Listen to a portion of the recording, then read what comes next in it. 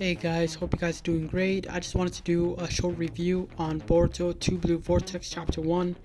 Some fan-made translations of the chapter is out. However, the official release will be out on Sunday. This chapter had a lot going on, from Shikamaru being confirmed as the 8th Hokage to Code invading the Konoha village along with his army.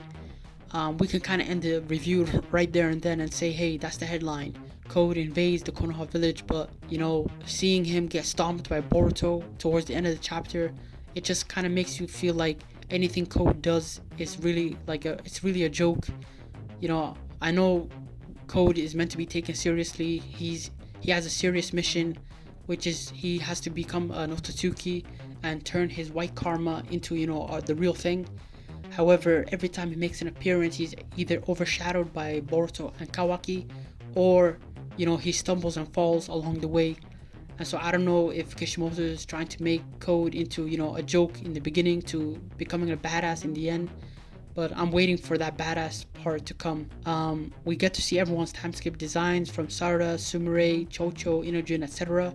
I want to talk to you about these time skip designs. I'm not here to say whether they're good or bad, or whether Sarada's time skip design is inappropriate or not. That's not for me to judge. I think all their designs, from Kawaki to Boruto to Sarada to Sumire, etc., I think they're all great.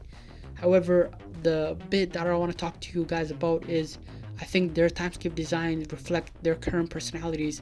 In particular, Sarada and Mitsuki were both members of Team 7. Their designs kind of reflect their current personalities, where Sarada is more feisty, more edgy. I think her jacket kind of looks like Boruto's pre-time skip design that he had, but at the same time it kind of reflects her fiery personality, where you see in the beginning of the chapter she's going at it with Shikamaru, where she's trying to convince him of Boruto's innocence, and that Shikamaru, Konoha, that they're not listening. And also on Mitsuki's side, Mitsuki gives off the vibe of a killer, which is really a shame.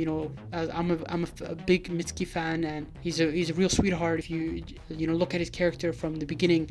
And to see him, really hate Boruto, because in his mind he believes Boruto is responsible for all the bad things that's happened to his best friend Kawaki, and he's hell-bent on killing Boruto, and it's a shame. And I think his design kind of reflects that mood. In my prediction, going into this chapter, I thought Mitsuki's would look like his that character that we saw in the anime Log, his older clone. I thought that's what Mitsuki would look like, but he really doesn't look like Log in that sense. He has an edgy, kind of moody kind of disposition, which kind of surprised me, where even Kawaki tells him, hey man, you need to chill. There's a scene that I wanted to talk to you guys about, where Kawaki's flying off to get rid of Code's claw marks, when Mitsuki comments saying, hey Kawaki, I think Mitsuki's kind of talking to himself, but he says, Kawaki, are you still my son? Just to kind of paraphrase, he's saying, are you still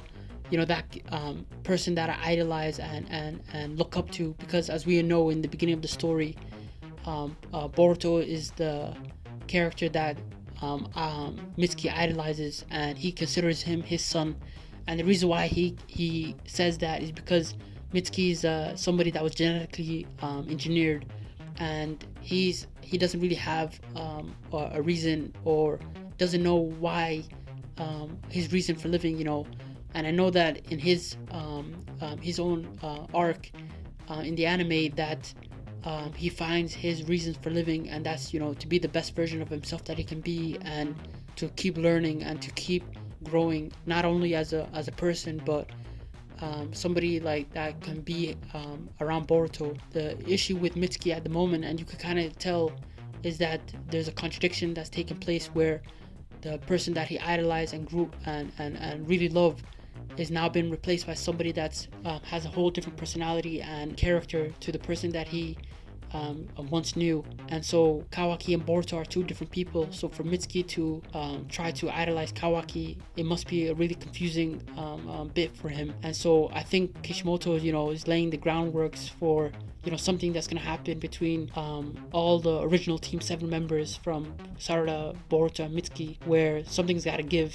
and I don't know if it's gonna be Mitsuki or Boruto, or maybe there's gonna be a happy ending. I don't know, but something's gotta give. Where Mitsuki right now is hell bent on Boruto's and trying to kill him or do something, and on Sarada's side, Sarada is feisty, and she looks like the world that she loved and the village that she loved is not the same anymore, and obviously why would it not be? The person that she respects and idolized is gone, and that was Naruto.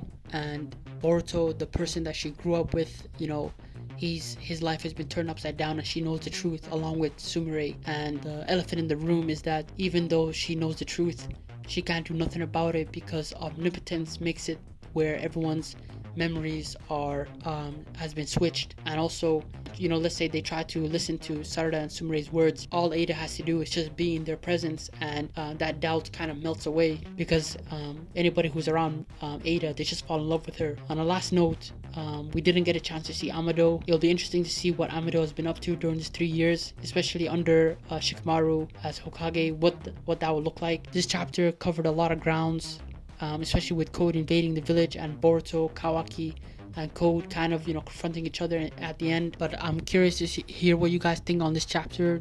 Was it a great chapter? Are you guys surprised that Code invaded the village? Please share your thoughts and opinions, leave a like and subscribe, and enjoy the rest of your day.